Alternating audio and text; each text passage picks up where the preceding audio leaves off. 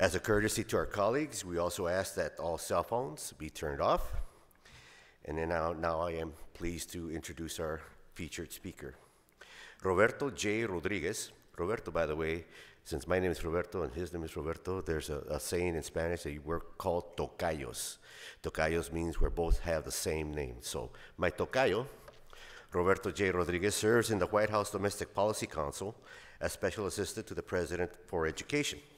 Previously, Roberto was Chief Education Counsel to United States Senator Edward M. Kennedy, Chairman of the Health, Education, Labor, and Pensions HELP Committee. In this capacity, he managed the Democratic education agenda for the committee and led policy development and strategy for legislation addressing early childhood education, elementary and secondary education, higher education, and adult education. Roberto began his tenure on Capitol Hill working for the Senate HELP Committee on the development of No Child Left Behind Act. He has worked on various reauthorizations of federal legislation, including the Elementary and Secondary Education Act, the Individuals with Disabilities Education Act, Head Start, Child Care, Higher Education, and the America Competes Act. Prior to working on Capitol Hill, Roberto worked as Senior Education Specialist at the National Council of La Raza, where he conducted research and analysis of federal and state education reform issues, as well as the development and evaluation of community-based education programs. He is a native of Grand Rapids, Michigan, and a graduate of the University of Michigan and the Harvard Graduate School of Education. Roberto has a special connection to community colleges, as his father was a trustee in Michigan. Please join me in giving a warm welcome to Roberto Rodriguez.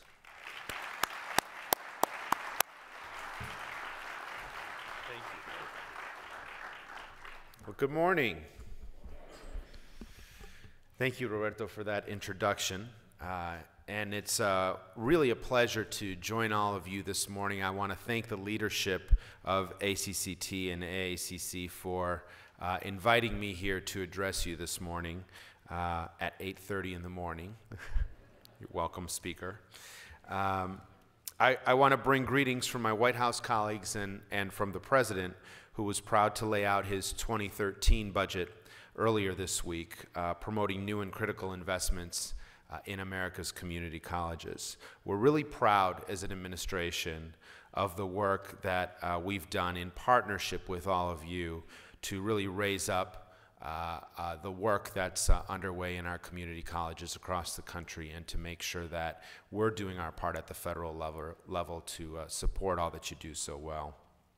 There's really never been a more important time to invest in education as a bridge to a strong economy, and the President continues to remind us of our shared challenges as Americans and about the grand contest that we face globally to rebuild our economy so that it's competitive, growing, and working for all Americans. And we're reminded of the inextricable link between the quality of our education system and our nation's economic success, because today, really more than ever before, achieving a post-secondary degree or a credential is no longer just a pathway to opportunity for some. It really is a prerequisite for anyone who's really seeking to attain the American dream. And the numbers that you all are so familiar with really underscore this. We have over this decade nearly 8 in 10 new jobs in our country that will require some post-secondary education or training beyond high school. We know of the 30 fastest growing occupations, half will require a college degree. And at the same time, college graduates earn an average of 77% more per hour than a high school graduate. So while we have that economic imperative behind all of the work that you're engaged in, we also know that we're being outpaced internationally in terms of some of our key educational indicators. While America ranks 7th in the world in the proportion of young adults who are enrolled in college, we've fallen to 16th in the world in the share of certificates and degrees awarded, lagging behind Korea, Canada, Japan, and others. We also suffer from a college attainment gap, as high school graduates from the wealthiest families in our nation are almost certain to continue on to higher education, while just over half of our students in the poorest bottom quartile attend college. So at the time when just over 40% of our young adults have a college degree today, we must invest in and really rely on America's community colleges as the engines of our higher education system, to provide more Americans with a solid education and training and the right footing for a 21st century workforce. As the largest and most nimble sector within higher ed, your institutions are really the ideal place to raise the knowledge and the skills of our workforce and to meet the needs of a diverse population of learners embarking upon higher education, from recent high school grads, of course, all the way through adults. And expanded skills are what we need as an economy to succeed on the individual and on the national level. As the President said in his State of the Union address just last month, this is a make or break moment for the middle class and those trying to reach it. What's at stake is the survival of the basic American promise that if you work hard, you do well enough to raise a family, own a home, and put away a little for retirement. As in past years, the President continues to put a strong emphasis on education and training, both in the State of the Union as well as in this week's budget proposal. And he laid out a plan for ensuring that our students and our workers get the education and training they need to take on the jobs of today and tomorrow.